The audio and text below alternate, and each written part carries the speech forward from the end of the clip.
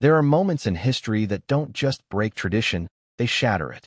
And this one began with 6 words whispered in a hallway that had seen kings crowned, queens buried, and centuries of secrets sealed behind polished oak doors. 6 words that froze every member of the royal staff where they stood. I'm leaving, and I'm not returning. But before we continue, please subscribe and turn on the notification bell for updates. You can almost hear it, can't you?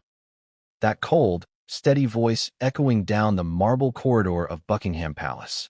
Prince William, the heir, the anchor of the modern monarchy, the one person everyone thought would never walk away.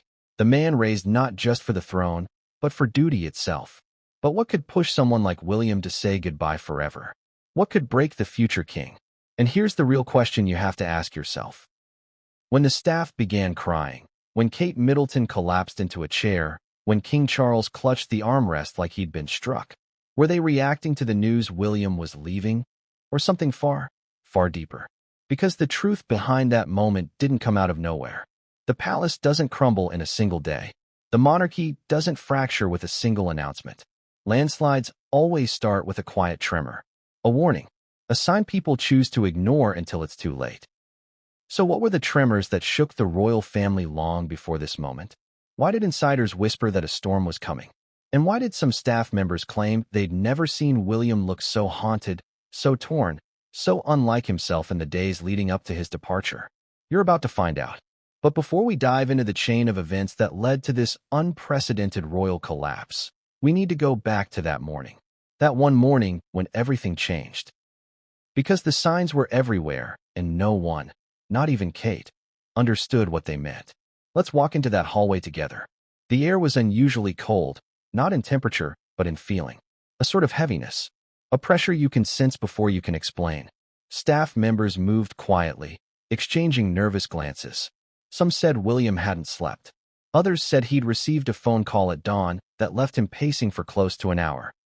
One aide claimed he kept rubbing a folded piece of paper between his fingers like it was burning him. But there is a moment, a very specific one, that set the tone for the day. William walked into the palace kitchen, not a place he normally lingers. He stood there while the staff froze mid-task. And he said something strange, something that didn't seem alarming at first, but later sent everyone spiraling into confusion once they understood it. He simply said, "Thank you. For everything." Not the normal prince-to-staff gratitude. Not the royal pleasantries. Something different. Something final. Like a man trying to gather the last pieces of a life he already knew was ending. And when he walked out, one of the cooks, who'd served the royal family for nearly 15 years, felt her eyes burning. She didn't know why. She just said she felt like she had witnessed the end of something. What did William know then that no one else did? Why had he already emotionally detached? Why did he look like someone who had made peace with a devastating choice? There's a reason, and it begins with a message that arrived earlier that morning. A message that should never have reached him. One that had been locked away, hidden, forgotten, or maybe intentionally buried. But before we reach that, before we peel back the layers of how that message fueled his final decision, you need to understand the emotional tension inside William himself. Because the story of why he said goodbye forever isn't a single moment. It's a buildup of years of pressure, responsibility, fear, and even guilt. William has always been the steady one, the reliable one, the controlled one, the royal who carried his mother's heartbreak, his father's expectations, the public's hopes, and the monarchy's future all at once. And he did it quietly, professionally, almost flawlessly. But pressure, even when carried well, doesn't disappear. It settles. It buries. It collects in hidden corners of the heart. And when William walked into that hallway on the morning he decided to leave, every buried weight he'd been carrying came crashing to the surface. Inside the palace, staff whispered that William looked like a man who had finally broken. Not from scandal, not from public criticism, not from palace politics, but from something deeply personal, something emotional, something that hit him at the core of who he is. And then came the moment that changed everything. The private meeting. Kate Middleton walking swiftly toward his study, her eyes wide, her breath short. She'd been told William needed to speak with her immediately. And when she opened the door, she froze. William wasn't pacing. He wasn't angry. He wasn't distraught. He was sitting perfectly still in his chair, elbows on his knees, hands clasped like he was holding them together to stop himself from falling apart. Kate asked what was wrong. William didn't answer with words. He slid a folded letter across the table toward her. Kate picked it up. She unfolded it. And the moment her eyes scanned the first line, the color drained from her face. Her breath hitched. She dropped into the nearest chair like her legs refused to hold her. Because the letter wasn't new. The ink wasn't fresh. The handwriting was unmistakable. It was Princess Diana's.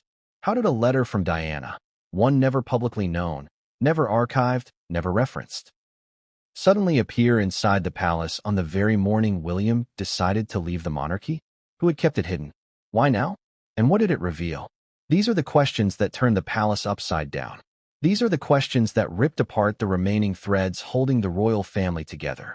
But before we go deeper into the contents of that letter, before we discuss the haunting warnings Diana left behind, we need to talk about the shift inside King Charles. Because the moment he heard William's voice echo those 6 words, "I'm leaving, and I'm not returning," something inside Charles shattered. You see, Charles had believed, despite everything, that William would be the one stable force in the monarchy's future. He had believed that William would protect the institution, guide it, modernize it, maybe even save it. But Charles also knew, deep down, that William's heart was never built for the cold structures of royal duty. William loved people more than protocol, truth more than tradition, emotion more than expectation. And when Charles realized William was serious, when he saw the quiet resolve in his son's eyes, he felt the monarchy slipping through his fingers. He called a private meeting. A father, a son, a broken crown between them. But that confrontation is not where this story begins. Nor is the letter, nor is the staff crying. This story truly begins with a moment so small that no one thought it mattered. A moment from months before. A seemingly insignificant conversation that now, in hindsight, explains everything. A conversation between William and a senior palace aide, late one night after a charity event. William had taken off his tie, loosened his collar, and sat on the edge of a sofa. He looked tired, emotionally tired, not physically. The aide asked if he was all right. William responded with a question instead. "Have you ever wondered what your life would be if you didn't have to live it for everyone else?" The aide said nothing at the time. She just nodded politely, thinking he was being reflective. But those words weren't a reflection. They were a warning, a whisper of the breaking point to come. And months later, when he stood in that hallway, staring at the staff members who had served him for years, those same unspoken thoughts resurfaced in full force. His entire life had been predetermined. His childhood, his education, his marriage, his role, his obligations, his future, his crown, everything except his happiness. And on that morning, when William finally whispered his goodbye, he wasn't just walking away from a position. He was walking away from a lifetime of expectations he never chose. But here's the part nobody expected. Kate didn't try to stop him. Not immediately. Not when she first saw him. Not when she first understood. Her reaction came later, much later. And when it did, it was so emotional that even senior staff members wept. But before Kate reached her breaking point, before Charles confronted his son, before the palace spiraled into chaos, William's decision was already made. The letter only confirmed what he already felt in his bones. Because the letter contained one line, a single, devastating sentence, that hit William so hard he couldn't breathe. A line Diana wrote long before she died. A line that made everything suddenly make sense. And that line is exactly where our story turns dark. Because once Kate read it, she whispered something that chilled William to the core. "Please don't do this, William. Not now. Not after everything we've built." He didn't answer. He couldn't. He just stared at the floor like he was grieving something only he could see. But here's the twist. Even though Kate begged him, even though Charles demanded explanations, even though staff cried, William didn't turn back. And this is where you're probably wondering, how did things get so bad that the future king walked away from the crown itself? What truth could possibly outweigh duty, legacy, and the entire British monarchy? What was in Diana's letter? And why did William already have a suitcase packed before anyone even realized what was happening? You're about to find out. But what came next would change everything, and no one saw it coming. The day everything cracked inside the palace. If you listen closely, you can almost hear it. The moment the palace breathed differently. Not the kind of breath you take when something surprises you. No, it was the kind of breath someone takes when they sense danger, when they feel a shift in the air so subtle that only instinct reacts to it first. Because long before anyone heard Prince William say he was leaving, before the tears, before the confrontation, before the letter, something cracked inside the palace that morning. Something invisible, something chilling. And it started at 6:42 a.m., a time so early that most of the palace was still asleep, except the staff who always began their days before the sun touched the palace windows. They were polishing silverware, prepping breakfast trays, ironing uniforms. Everyday duties done so many times that their bodies moved before their minds were awake. Then the phone rang. Not loudly, not urgently, but sharply enough that the sound cut through the kitchen like a blade. The newly hired kitchen assistant reached for it, expecting a delivery update, or maybe a request from one of the senior housekeepers. But when she asked who was calling, the voice on the other end didn't answer with a name. Instead, they said only this: "Tell him it's arrived." The assistant blinked. Tell who? Arrived where? Arrived what? But before she could ask anything else, the line went silent. She told herself it was probably nothing. A mistake. A prank. The palace gets strange calls sometimes. But when she relayed the message to her supervisor and saw the color drain from the woman's face, she realized it wasn't nothing at all. Her supervisor didn't speak. She didn't breathe. She just whispered, "Not today. Please, not today." And then she rushed down the hall so fast the young assistant could barely keep up. Who was the message for? Why today? And what had arrived that made a seasoned palace worker tremble? These were questions the assistant could not ask. Nobody asks questions inside Buckingham Palace. Not unless they want to be dismissed before lunch. But as the supervisor hurried through the staff wing, pushing open doors with trembling hands, she repeated the same words again and again, like she was trying to convince herself they weren't true. It's too soon. It's too soon. He's not ready. The moment she reached the private corridors where the senior royals lived, she slowed, straightened her apron, pulled herself together, then approached the guard standing outside William's private office. She leaned in and whispered the message. The guard's expression didn't change, but his eyes did. They flickered with something like dread, or maybe regret. He knocked softly on the door, and that was when the palace woke up. Not all at once, not with chaos or noise, but with the subtle, creeping unease that spreads when something is very, very wrong. Inside his office, William looked like a man who had been awake for hours. His face was pale, tired, and lined with an expression the guard later struggled to describe. Not fear, not sorrow, something deeper, something like inevitability. The guard repeated the message, "It's arrived." William didn't ask what it meant. He simply closed his eyes for a long moment, then nodded. That single nod sent a silent tremor down the entire wing. Because if the guard knew what the message meant, William absolutely did. Now, here's where things get strange, and where the story truly begins. Over the years, staff have learned to read the royals the way sailors read the sea. A single look can predict a storm. A shift in tone can signal turbulence. And William didn't need to say a word for them to know something monumental was unfolding. At 7:14 a.m., William left his office. He walked down the hallway with long, determined steps, his face unreadable, his jaw tight, his hand gripping something inside his coat pocket. No one dared ask him what it was, but staff would later swear they saw the corner of an envelope peeking out, aged, yellowed, worn. He didn't head toward the dining room. He didn't head toward the meeting chambers. He walked toward a room only a handful of people ever entered. Princess Diana's preserved sitting room. That's when the whispers started. Why was he going there? Why now? What was in his pocket? And why did he look like someone walking toward a truth he feared, but needed, to face? Inside that room, the air felt frozen in time. Diana's favorite chair, her framed photographs, her books arranged exactly the way she left them. Staff never touched anything without permission. It was William's sanctuary, his mother's presence preserved in objects and atmosphere. He entered alone, closing the door behind him. What did he do in that room? Did he talk to her picture? Did he sit in silence? Did he unseal something? Nobody knows. But when he came out 42 minutes later, one thing was clear. William had changed. His walk was slower, his shoulders lower, his eyes heavier. And there was something else too, something no one expected. Tears. Not many. Not dramatic, but unmistakable. William was crying, and that alone was enough to terrify the staff. Because William never cries in the hallways.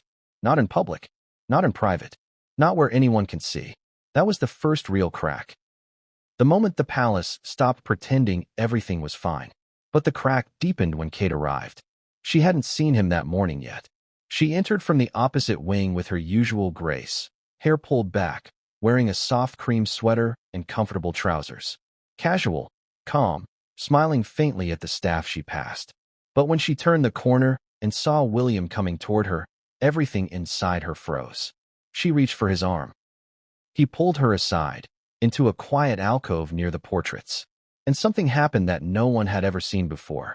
Kate Middleton, future queen, poised, elegant, composed, raised a hand to her mouth as if physically trying to hold in a scream.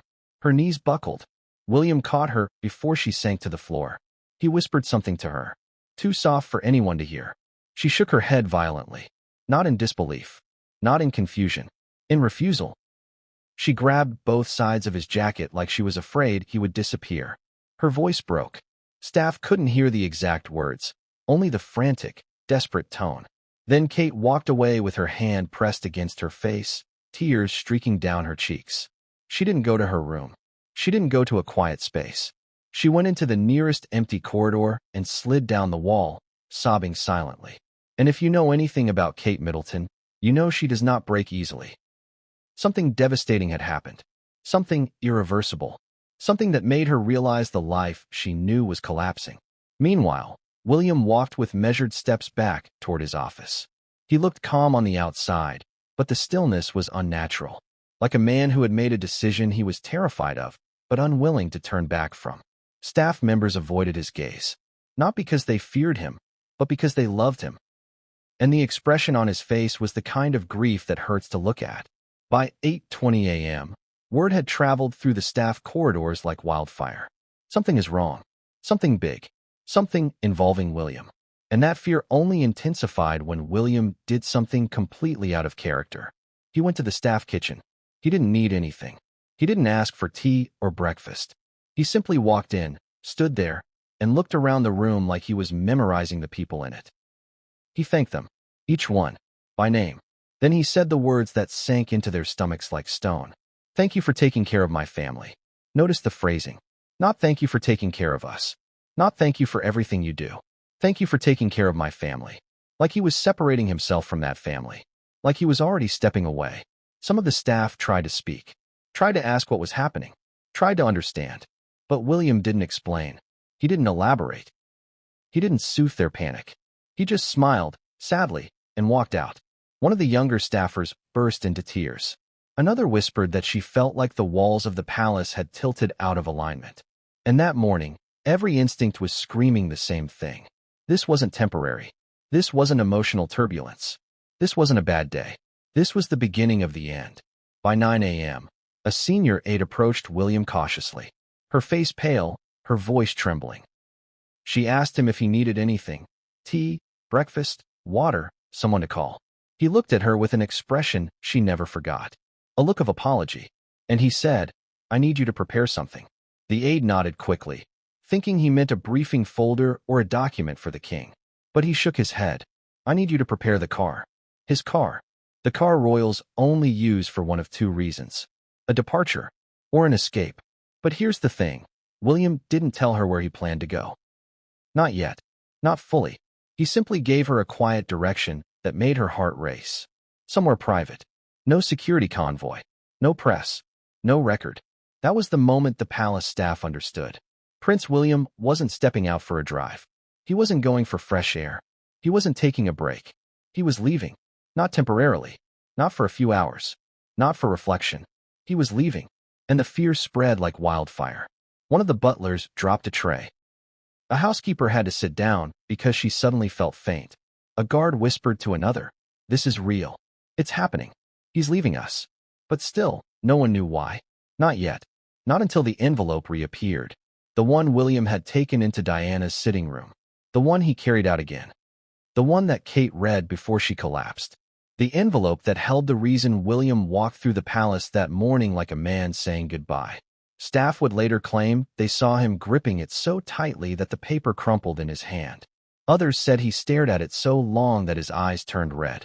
One palace maid overheard him whisper something under his breath, just 2 quiet words. I understand. Understand what? What truth had Diana written? What secret had resurfaced at the worst possible moment? And why did it make William decide to walk away from the life he had been born into? We're not there yet. Because before we reach the letter, before we uncover the revelation, before the chaos explodes, something else happened. Something that changed the tone of the whole palace. At exactly 9:47 a.m., King Charles was informed. And his reaction was beyond anything anyone expected. But the message William sent to his father, the moment that made Charles stagger backward, the moment that shattered him inside, came next. And it would turn father against son, crown against heart, and history against destiny. But the message William sent wasn't the shocking part. It was who delivered it. The letter nobody was supposed to see. It wasn't the footsteps that startled William. It wasn't the knock on the door. It wasn't even the way the doorknob turned slowly, cautiously, like the person on the other side feared what they were about to walk into. It was the envelope that shouldn't exist. The envelope that was never meant to see daylight again. The envelope that William had thought was gone, burned, lost, or buried with the past. But there it was, right in front of him, placed gently on the desk by a trembling staff member who didn't understand what she was holding. She didn't know it was a ghost. She didn't know it was a time bomb. She didn't know that this single slip of paper would be the thing to pull the monarchy off its axis. The envelope wasn't new. It wasn't crisp. It wasn't the kind of royal correspondence normally delivered to future kings. It was yellowed at the edges, creased, fragile, and sealed with a faint wax imprint that had cracked in places. It looked old enough to belong to another era, and in many ways, it did. The staff member stammered, "Your Highness, someone delivered this for you. They said it was urgent." William stared, a long, piercing stare that made the woman instinctively step back. He didn't touch it, not at first. He simply looked at it, like he was afraid that if he blinked, it would vanish again, like the first time. Because this wasn't the first time he had seen it. Years ago, long before the public ever suspected tension, long before anyone thought William would ever question the royal institution, he had seen this envelope. But only for a moment that was quickly erased by a senior royal aide who insisted it was a mistake, that Diana had left nothing behind, that any rumors of extra letters were nonsense. They took it from him that day. They told him it was nothing. They told him to forget it. And William, still young, still grieving, still vulnerable, trusted them. He was told it was best for the family, best for the monarchy, best for his own emotional stability. And he let it go.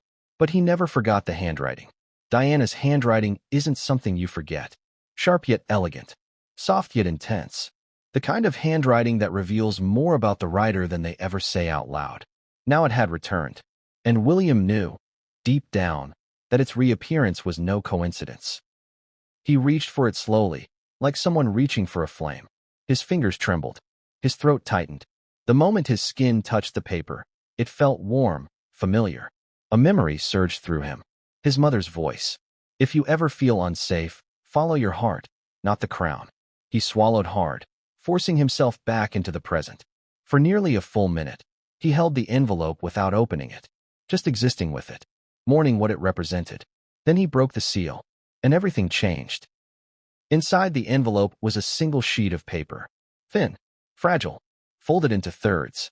And as he unfolded it, the handwriting spilled across the page like a whisper from the past. "William, my darling boy." The first line alone made him stop breathing. He read the next sentence slowly, carefully, like he was afraid it would disintegrate if he moved too fast. "There are things I need you to know. Things they will never tell you. Things I fear may one day come for you the way they came for me." They. That word. That one, small, terrifying word. Who was they? Why had Diana capitalized it? And why did it feel like she was riding through time, warning him of something he couldn't yet see? William kept reading. "If circumstances ever force you to choose between what is right and what is royal, choose right. Even if it breaks the family. Even if it breaks the crown." His eyes burned, but he didn't blink. Choose right. Not choose duty. Not choose tradition. Not choose legacy. Choose right. Diana had never been subtle.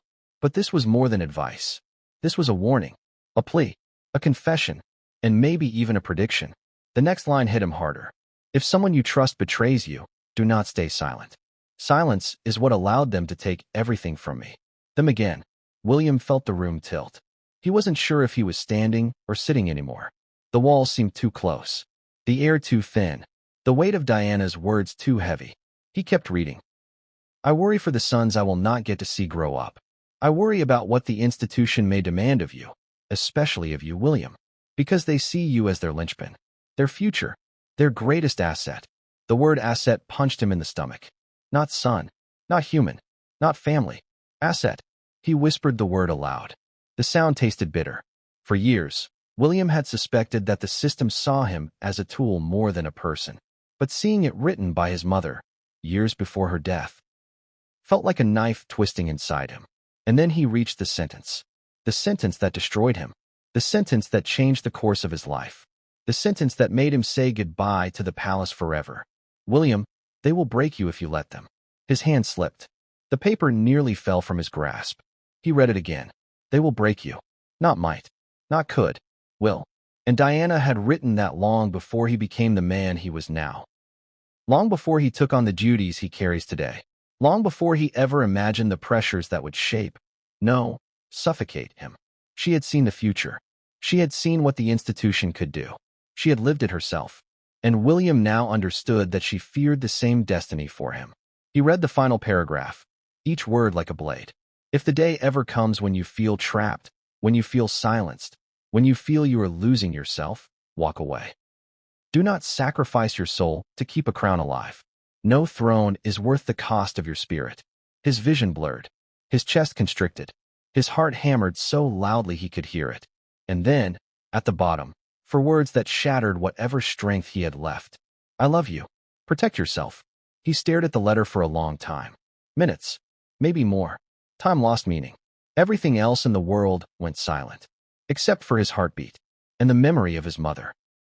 When he finally lifted his head, he realized someone else was in the room. Kate. She stood frozen in the doorway, eyes wide, face pale, breathing ragged. She didn't need to see the letter to know something enormous had happened. She could see it in William's expression.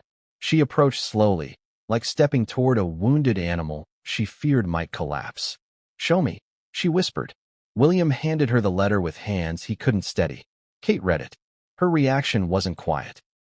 Her breath caught. Her hand flew to her chest. Her eyes filled instantly with tears. She read the sentence. They will break you. Her knees buckled. She gripped the edge of the desk to stay standing. And then she whispered something William would never forget. This is why she died. William grabbed her wrist. Kate shook her head. No, listen to me. This is why she died. She knew something.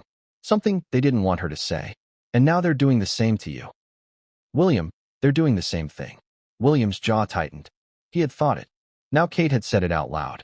And once something is spoken aloud, you can't unhear it. You can't unthink it. You can't pretend you misunderstood.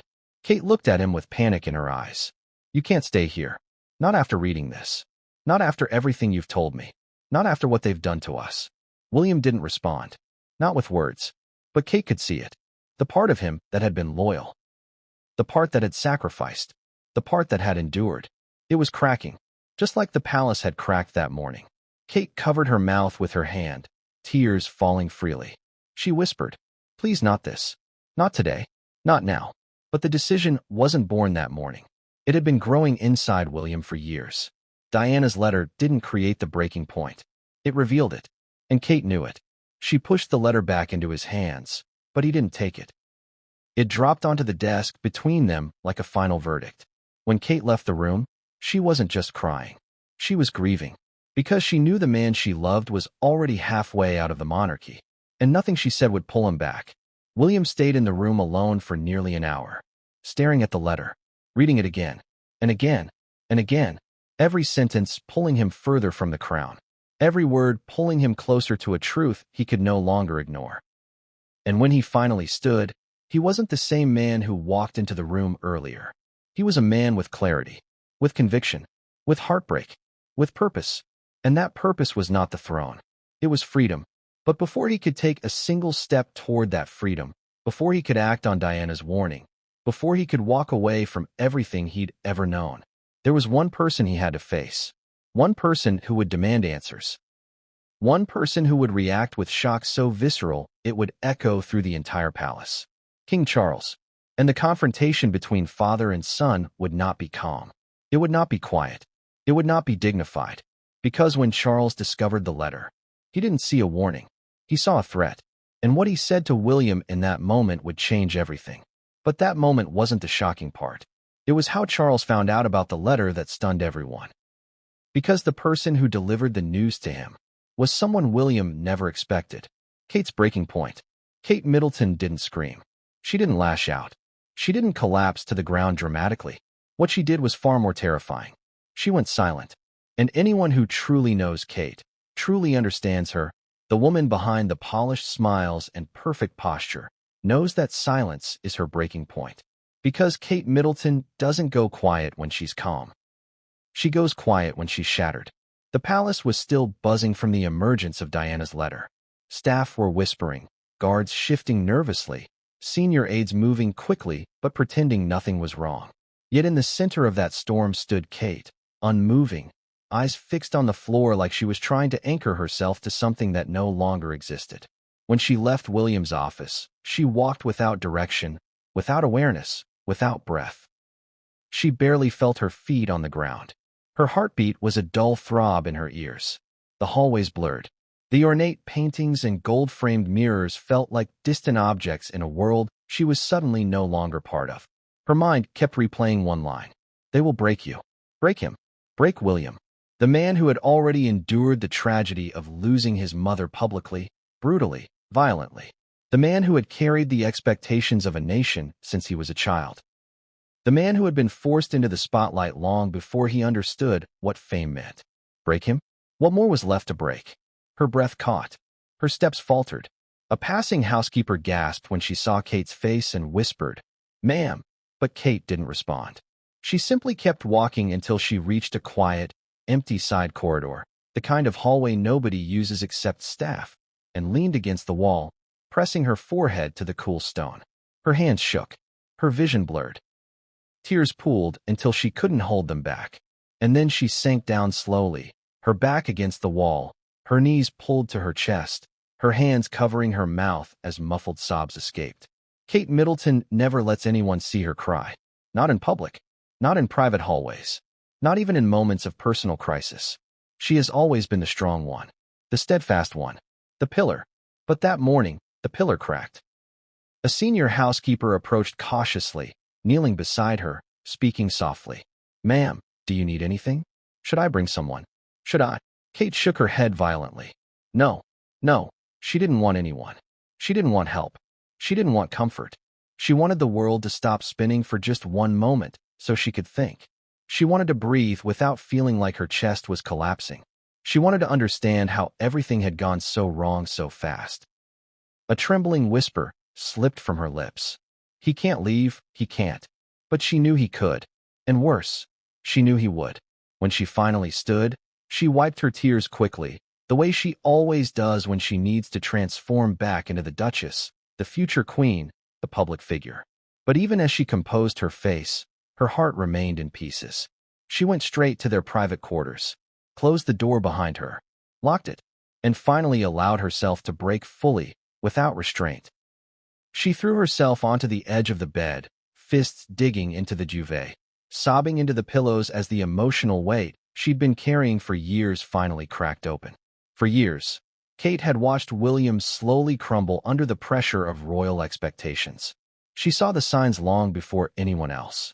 The late-night pacing, the quiet frustration, the heaviness behind his eyes after certain meetings with palace advisors. The long, silent mornings after complicated conversations with Charles. She saw it. She felt it. She lived with it. But she never imagined Diana's voice, echoing from beyond the grave, would be the thing that pushed him over the edge. She whispered into the space around her. She warned him. She warned him. And then something inside her hardened. She stood again, wiped her face, straightened her posture, and not because she was done crying, but because she was preparing herself to confront William. She found him standing near the window of his private study, staring out at the palace gardens like he was quietly saying goodbye to a life he once believed he was meant to lead. His hands were in his pockets, his breathing steady, too steady. Kate recognized that steadiness. It was the kind that comes after a decision. She closed the door behind her. William didn't turn around. She spoke softly at first. "What are you thinking?" No response. She stepped closer. "William, please. Talk to me." He finally spoke, but his words were so low, so heavy, she barely heard them. "I should have known." She moved closer still. "Known what?" "That this wasn't my life to choose. It never was." The words struck her like a physical blow. She swallowed hard. "William, that letter, it's emotional. It's painful. It's your mother. Anyone would be shaken. But you can't make a decision like this based on." He turned to her suddenly, his eyes sharp. Based on what? On her warning? On what she knew? On what she lived through? Kate, she was right. She was always right. Kate took a step back. His voice cracked, not with anger, but with anguish. "She told me this would happen. She told me the institution would devour me, that they would expect everything and give nothing. And she was right." He ran a hand through his hair, gripping it tightly. "She tried to protect me, and I didn't listen. Not until now. Not until it was too late." Kate's breath trembled. Too late for what? And the way he looked at her in that moment. She felt it in her bones. He had crossed a line internally. A line he couldn't uncross. "I can't stay, Kate." Her heart stopped. Her throat closed. Her legs almost gave out. She shook her head like she could shake his words out of existence. "No. No. William, you're overwhelmed. You're hurt. You're angry. But leaving? Walking away? That isn't the answer. That's running. It's survival." The word hung in the air like a ghost. Kate blinked slowly. "Survival?" He nodded. "I'm drowning. Every day? Every expectation. Every responsibility. Every headline. Every royal rule. Every reminder of what they want me to be instead of who I am. And now, seeing that letter, hearing my mother's voice. I can't do this anymore." Kate felt tears filling her eyes again. "Don't say that. Please don't say that." He reached for her hand, held it tightly. His voice softened. "This isn't about you. You're the one good thing in all of this. You and the children. You're what keeps me going. But the crown, the institution, that's what's killing me." She pulled her hand back, her voice breaking. "Then we'll fix it. We'll change things. We'll adjust. We'll do it together." But William shook his head. "It's bigger than us." Kate felt the world tilt. She sat on the edge of the desk, clutching her knees. Her voice came out in a whisper. "William, if you walk away, if you leave, everything changes. Not just the monarchy. Us. Our life. Our children. Everything." "I know." She stared at him. "You're willing to risk all that?" He swallowed. "If the alternative is losing myself, yes." The word stabbed her. She covered her mouth as tears spilled again. William stepped closer, gently lifting her chin. "I need you to understand something." Her voice cracked. "I'm trying." He inhaled deeply. "I'm not choosing to leave you. I'm choosing to leave the institution that's been crushing me for years." She closed her eyes. "But leaving the crown means leaving everything tied to it. Our home, our roles, our foundation, our future." He nodded. "I know. And leaving the crown," she continued, "means walking away from your father, from the family, from the country." He nodded again. "I know." Her voice shifted, turning from broken to angry. "How can you say that so calmly?" He didn't answer right away. Instead, he walked to the desk, picked up the letter, and held it tightly. "This isn't calm," he said quietly. "This is grief." Kate felt something inside her crack further. She whispered, "So what now?" William stared at the letter in his hands. "I need to tell my father." Kate stiffened. "Before we talk about alternatives? Before we figure out anything else?"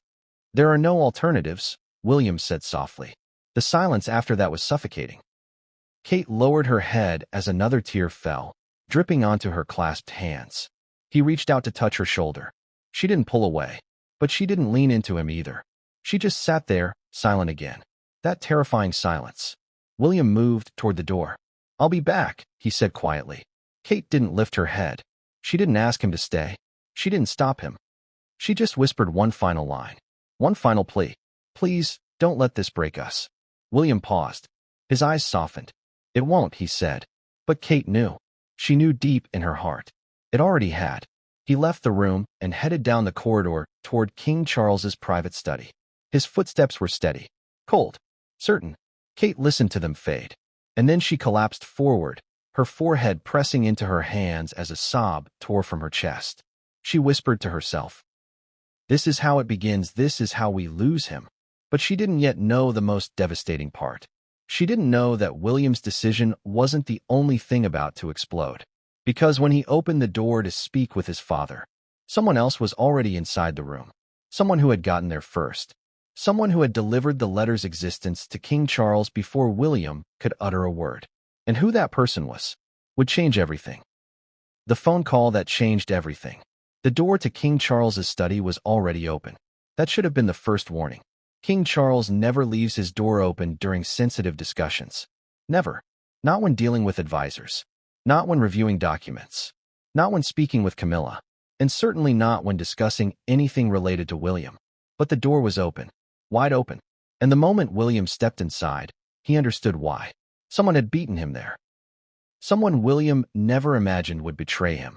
And someone who seemed almost too calm considering what they had just done.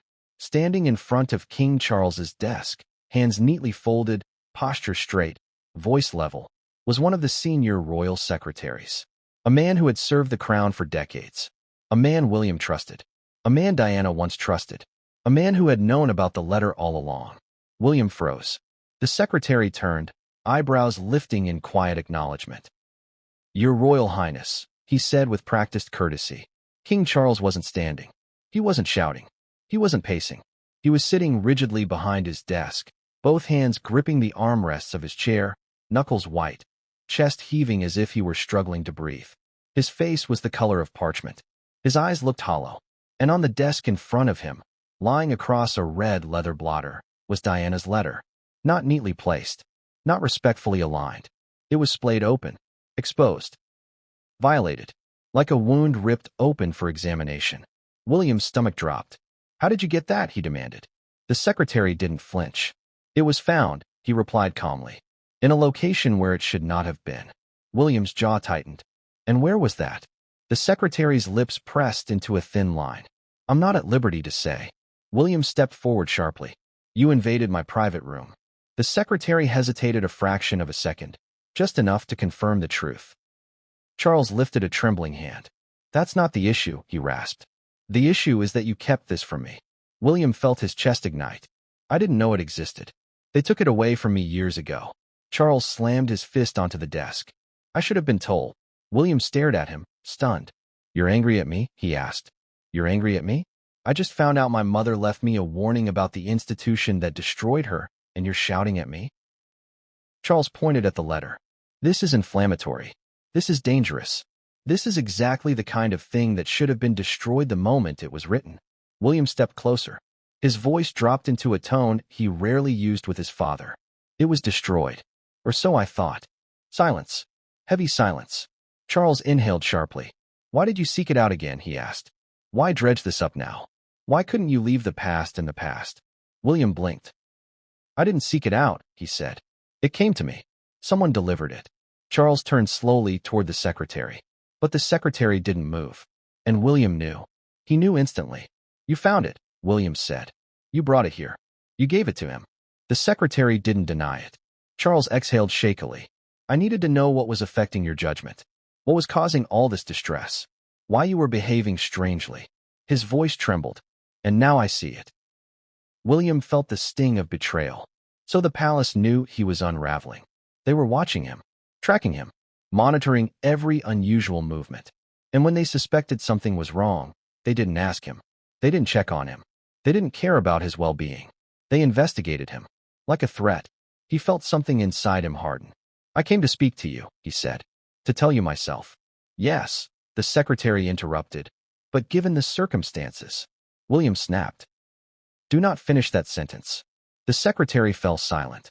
Charles dragged a hand through his thinning hair, visibly unraveling. "This letter," he said. "This warning is not rooted in truth." Diana was emotional. She was vulnerable. She was frightened. She was manipulated. William felt his throat tighten. She was telling the truth. Charles's face contorted. "No," he said firmly. "She was paranoid. And she was right." The words hung between them like a lit fuse. Charles's voice turned sharp. You have responsibilities. You have obligations. You are the heir. You cannot let emotional relics of the past dictate your future. William stepped closer, his voice trembling with a mixture of rage and heartbreak. It's not a relic. It's my mother. And she saw what you refused to see. Charles stood abruptly. The secretary stepped back, sensing the shift in air pressure. Charles's voice cracked as he shouted. She did not understand. She did not see the full picture. She did not know what it took to hold this family together. William's jaw clenched. She knew more than you think. Charles slammed both hands on the desk. Everything she wrote was a distorted perception. William took another step forward. Or, he said softly, it was a warning you were too afraid to face. Charles's breath hitched. There it was. The truth. The ugly, impossible, undeniable truth. Charles wasn't angry at the letter. He was terrified of it. Terrified of what it meant. Terrified of what it exposed. Terrified of what it confirmed. Diana's fears. Diana's predictions. Diana's warnings. All pointing toward one damning reality. The crown she had married into was capable of breaking anyone, even her sons. Charles sank back into his chair like the weight of the entire monarchy was pressing onto his shoulders. He whispered, she shouldn't have written this. William's eyes glistened. She wrote it because she loved me. Charles's expression twisted. And what? I didn't. William froze. There it was. The question no one dared ask. Not publicly. Not privately. Not even within the family. Did Charles love his sons? Or did he love the crown more? William looked at him with a clarity that scared both of them. You love the monarchy, he said quietly. Not me. Charles inhaled sharply, as if struck in the chest. That's not true, isn't it? A tear slipped down Charles's cheek, silent, unexpected, heartbreaking. His voice cracked. I lost your mother. I lost her. Do you think I want to lose you too? William stepped forward, his voice low. Then stop choosing the crown over your family. Charles flinched, because in that moment, he realized something he had spent years avoiding. His son wasn't choosing to rebel. He was choosing to survive. The secretary quietly stepped back toward the door, sensing the conversation had turned personal. But before he could leave, Charles lifted a hand. Stay. William glared. You don't need him here. Charles wiped his eyes, regaining composure. He is my advisor. William shook his head. He's the one who brought you the letter behind my back. I needed to know, Charles said. I needed to understand your behavior. My behavior? William's voice rose. You think this is about behavior? About optics? About stability? This is about truth. My mother's truth. Charles stood again, his voice trembling with desperation. Everything Diana wrote was emotional turmoil. Pain. Confusion. She wasn't confused, William snapped. She was murdered. The room went silent. Utterly silent. Even the secretary's breath caught. Charles stared at him, as if struck. William, don't. William didn't blink. You know that letter wasn't paranoia. You know she feared the very people who claimed to protect her. And now you're asking me to ignore her words. Charles gripped the desk so tightly his knuckles looked bloodless. She was unstable at times. William's expression darkened.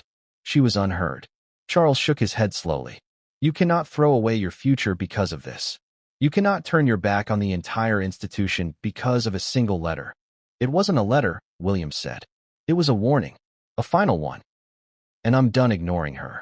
The secretary cleared his throat carefully. Your Majesty, he said to Charles, perhaps we should allow the prince some space. No, William said sharply. I don't need space. I need honesty. Charles looked exhausted, like a king who suddenly realized his kingdom was built on sand. What do you want from me? He asked tiredly. William didn't hesitate. The truth. Charles wiped his face with one shaky hand. This, he said, gesturing toward the letter, is not truth. This is emotion. This is fear. This is Diana's trauma bleeding into your life. And maybe, William said softly, you're terrified because you know it's accurate. Charles swallowed hard. The secretary interjected again. Sir, perhaps. Enough, William snapped. Get out. The secretary stiffened. Charles hesitated, then nodded. Give us a moment. The secretary bowed slightly and exited the room, closing the door behind him. William and Charles stood in silence. Two men, a father, a son, a broken lineage hanging between them. Charles finally spoke, his voice fragile. "What are you planning to do?" William inhaled deeply and told him everything. He told him he was leaving. He told him he was stepping back. He told him he was done sacrificing his sanity for the crown. And Charles's reaction was devastating. "No," he whispered. "You can't. William, you can't. This will destroy everything." William responded gently. "It already has." Charles gripped his chest, sinking back into the chair. "You don't understand," he whispered. "If you leave, the monarchy doesn't survive." William felt his heart twist. Then maybe it wasn't strong enough to begin with. Charles covered his face with both hands. "Please," he whispered, "don't do this to me." William stepped back. "This isn't about you." Charles lifted his head. "It is," he said desperately. "I'm your father." William's voice softened painfully. "Then act like one." Charles's face crumpled. He whispered through tears, "What do you need from me? What can I say that will make you stay?" William looked down at the letter still open on the desk, then back at his father. "You can tell me the truth." Charles's breath caught. "What truth?" "The truth you've been hiding for years," William said. "About what happened. About her fears. About why she wrote this." Charles trembled. He opened his mouth, closed it, opened it again, but no words came out. And that silence was the answer. William felt cold all over. "You knew," he whispered. "You knew something. You knew all along." Charles looked away, and that was confirmation enough. William turned toward the door. He didn't look back. He didn't need to, because in that moment, he understood something that would haunt him forever. His father wasn't just afraid of losing him. He was afraid of what William now knew. But before William could take the next step forward, before he could walk away, before he could tell Kate what had happened, before he could pack the final suitcase, his phone rang. A call from a number only 2 people in the world had access to. A call that would unravel everything. A call that would make the letter look small. A call that would take this story from tragedy to catastrophe. Father and son, the confrontation. The phone didn't just ring. It sliced through the silence like a blade. William froze mid-step, his hand hovering above the door handle of his father's study. The air behind him was still heavy from the confrontation, so heavy that Charles had yet to move from his chair. He sat hunched over, fingers pressed to his temples, trembling as if the walls themselves were closing in. But the phone rang again. Short, sharp, urgent. And the moment William saw the caller ID, his stomach lurched. Because only 2 people in the world had that number, and neither of them would call lightly. William answered. Slowly, cautiously. He didn't speak. He just raised the phone to his ear, and the voice on the other end changed everything. "You need to hear this. It's about your mother." William's breath caught. His heart stopped. He felt the world tilt beneath him. For a moment, he couldn't form words, couldn't move, couldn't think. Then he whispered, "Who is this?" A pause. A long pause. Then the voice said, "Someone who has waited a long time." William felt something cold wash through him. The line crackled, then went dead. He lowered the phone slowly, like it weighed 100 pounds. Behind him, he heard Charles whisper, "Who was that?" William didn't turn around. Instead, he stared at the floor, mind racing, heart pounding, hands shaking slightly. Because that voice, he recognized it. Faintly, distorted by years, but familiar enough to unsettle him. Charles stood shakily. "William," he repeated, "who was that?" William turned, face pale. "No one you need to worry about." Charles stepped closer. "This is not the time for secrecy. If someone is contacting you about Diana." William's voice sharpened. "It wasn't about Diana. It was about you." Charles froze. Color drained from his face. "What do you mean? About me?" William opened his mouth, but stopped when he saw the fear in his father's eyes. Real fear. Not anger. Not frustration. Not authority. Fear. It was the first time in his life William had seen Charles look like that, and it confirmed something William had always suspected but never dared to say aloud. Charles wasn't fighting him. Charles was hiding something, running from something, haunted by something, a truth he didn't want exposed. "William," Charles said in a whisper, "you must tell me what they said." "They?" William repeated. "So you know who it was?" Charles swallowed. A small motion, but it spoke volumes. "You do know," William said, voice brittle. Charles looked away, and that was all the confirmation he needed. William felt his jaw clench. His voice turned sharp. "Dangerous." What else have you kept from me? Charles shook his head. This isn't the time. It is the only time, William snapped. Charles's voice rose. You don't understand what's at stake. William's voice rose too. And you don't understand what you've taken from me. Silence. The kind that burns. Charles stepped closer. I did what I had to do, he said quietly.